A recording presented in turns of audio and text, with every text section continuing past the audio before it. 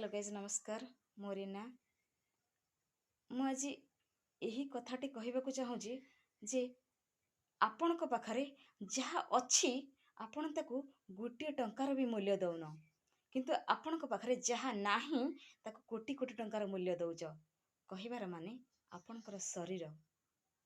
ଥରୁଟିଏ ତ ନିଜ ଶରୀର ବିଷୟରେ ଚିନ୍ତା କରନ୍ତୁ ବନ୍ଧୁ।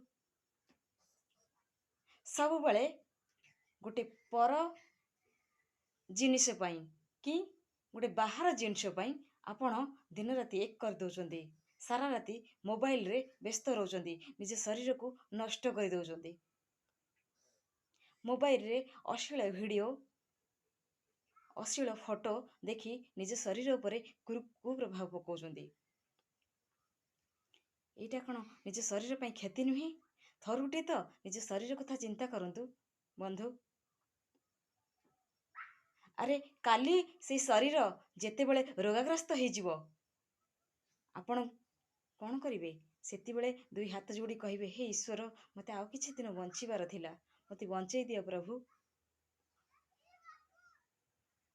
କିନ୍ତୁ ଯେତେବେଳେ ଭଲ ଥିଲାବେଳେ ଶରୀରକୁ କେତେ ଯତ୍ନ ନେଉଛନ୍ତି।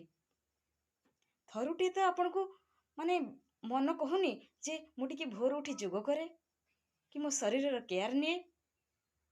ଆପଣ ତ ସବୁବେଳେ ବେହୋସରେ ରହିଲେ ବାଇ ଦ ମୋବାଇଲ। ଯେତେବେଳେ ଆପଣ ଯେକୌଣସି ରୋଗରେ ପୀଡ଼ିତ ହେବେ ସେତେବେଳେ ଆପଣ ଭାବିବେ ଯେ ମୋତେ ଆଉ କିଛି ଦିନ ବଞ୍ଚିବାର ଥିଲା।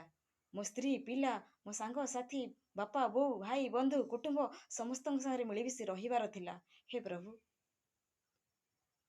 ନିଜକୁ ପରିବର୍ତ୍ତନ କର ବନ୍ଧୁ, ପରିବର୍ତ୍ତନ କର। ଜୟ ଜଗନ୍ନାଥ।